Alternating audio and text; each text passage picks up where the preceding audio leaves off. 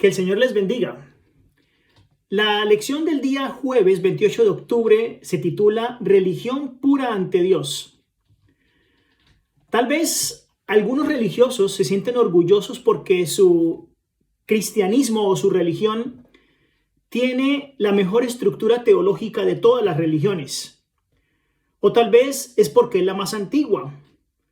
O tal vez porque de su religión se derivaron las demás, es decir, es la madre de la iglesia. Y algunos dicen que la religión pura es la que practica la verdadera y sana doctrina. Sin más discusiones, quisiera citar un texto de la Biblia donde nos dice diáfanamente cuál es la religión pura. Dice Santiago el capítulo 1 y el versículo 27. La religión pura y sin mácula delante de Dios el Padre es esta: visitar a los huérfanos y a las viudas en sus tribulaciones, y guardarse sin mancha del mundo. En otras palabras, la religión pura es aquella que practica una religión práctica, la que hace y no solo dice, la que actúa y no solo predica. El colportor evangélico en la página 80 nos dice: los siervos de Dios han de ser en lo que requiere diligencia, no perezosos, fervientes en espíritu y sirviendo al Señor. El descuido y la ineficacia no son piedad. Es decir, si quieres pertenecer a la religión pura, debes ser un cristiano en acción. Debes ser un cristiano que ponga en práctica la piedad, que tenga un carácter sagrado de servicio espiritual. La religión pura e inmaculada es aquella donde se ponen los deberes cotidianos como actos de devoción, donde seamos útiles en el ministerio, es decir, donde practiquemos una religión no teórica, sino viva y eficaz. El peligro que se presenta entre los que vivimos hoy en los últimos días es realmente la ausencia de una religión pura, tanto en el actuar como en el pensar. Estamos envueltos en tanta problemática, tanto conflicto, que roba nuestros corazones y nuestros pensamientos y tendemos a olvidarnos de Dios. Una santidad de corazón es a la que nos llama el verdadero evangelio. Obviamente nos llama también su ley. Y mostrar recelo por la verdad, pero no mostrar un recelo por la verdad como lo hicieron los judíos, sino mediante una transformación de carácter, es decir, profesar la verdad. Profesar la verdad es guardar su ley y mostrar benevolencia, mostrar una religión pura donde se visite al huérfano y se suplan las necesidades del que está en necesidad. Pero en la práctica, en la verdad, muchos se toman como ignorantes de las Escrituras y en ocasiones reaccionan de una forma que no se debe. Porque el poder y la influencia de la ley de Dios se debe manifestar alrededor de nosotros y nos debe hacer en forma santa mejores cristianos. Una santidad pura bajo una iglesia pura que practique la pureza de la doctrina. La pureza de la doctrina dando prioridad a los primeros 4 mandamientos, dando al Señor el primer lugar y como resultado trabajando por el prójimo, es decir, cuidando de los otros 6 mandamientos. Lo que una persona ejerce una influencia mayor de lo que dice. Muchos profesan el poder de Dios, pero no han sufrido una transformación de carácter.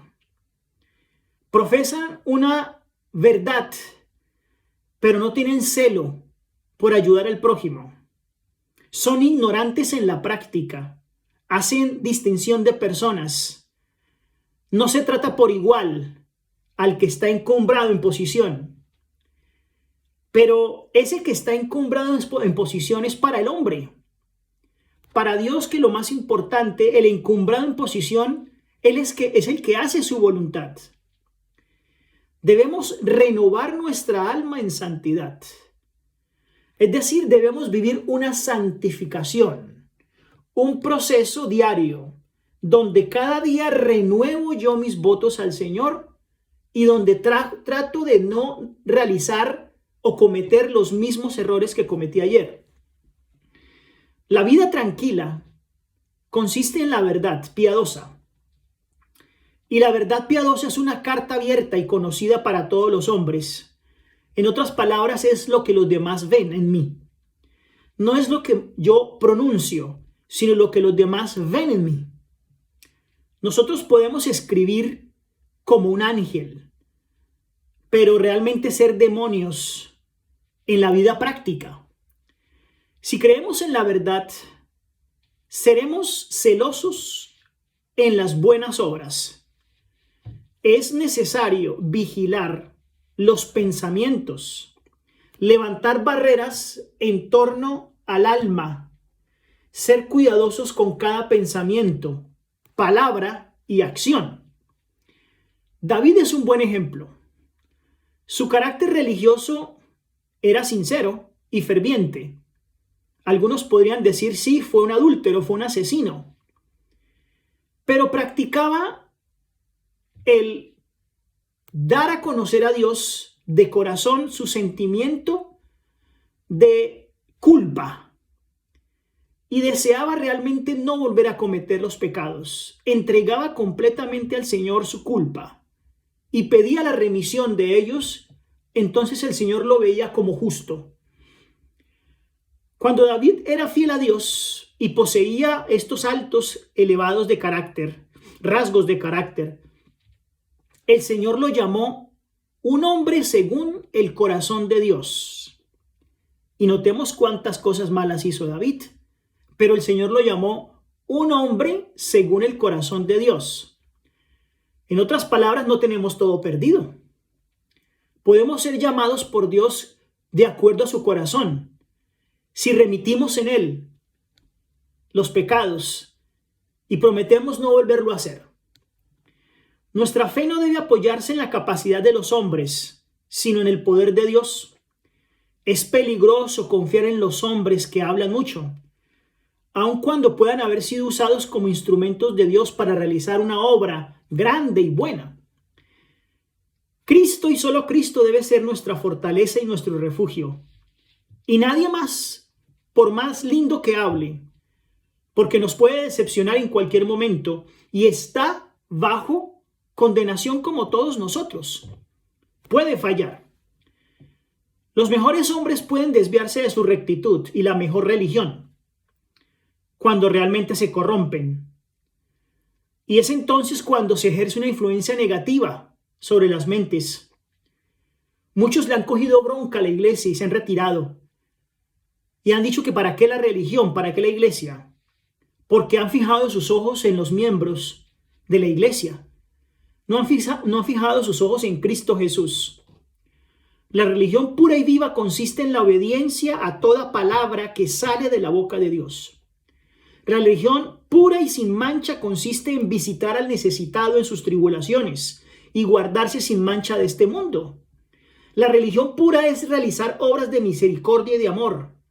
La verdadera piedad se mide por la obra que se hace, no por cuántos versos se reciten de memoria, no por cuán fluyente, cuán bien hablado sea usted en el púlpito. Cuando los cristianos parecen sombríos y deprimidos, como si creyeran que no tienen ni un solo amigo, dan la impresión de una falsa religión. No se puede concebir un cristiano amargado, un cristiano infeliz. En algunos casos se ha albergado la idea de que la alegría es incompatible con la dignidad del carácter cristiano. ¿Quién dijo que para ser un buen cristiano y sin reproche debes estar aburrido o debes estar bravo, de mal genio, hablando en forma directa y estricta. Eso no es realmente la alegría que da como resultado el cristianismo verdadero, la fe pura, la iglesia pura. Esto no es verdad. El cielo es pura alegría. No me imagino el cielo lleno de amargados y de tristes. Y no creo que el Señor sea aburrido. El Señor está lleno de felicidad y de alegría. Me imagino a Dios sonriente. La religión pura y sin mancha no es un sentimiento, sino la ejecución de obras de misericordia y de amor. Esta religión es necesaria para la salud y para la felicidad. La religión pura tiene que ver con la voluntad de Dios.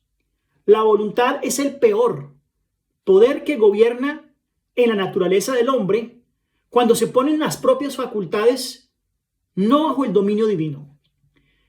La voluntad no es el gusto o la inclinación, sino el poder decisivo que obra en los hijos de los hombres.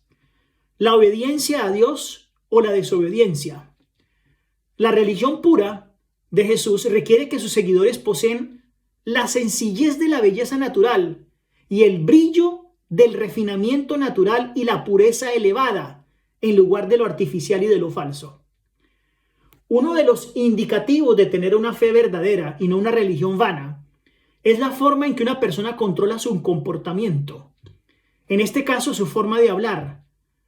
No se está refiriendo solamente a las maldiciones, a las blasfemias, a las calumnias o al lenguaje soez, sino que se refiere a la respuesta apresurada, a las indirectas, a la distorsión de la verdad, a la ironía, al doble sentido, al sarcasmo. Estos últimos ejemplos realmente muestran que no se está viviendo una religión pura. Cristo, hombre manso, perfecto, de carácter noble, a eso es a lo que debemos llegar, pero no podemos hacerlo por nosotros mismos.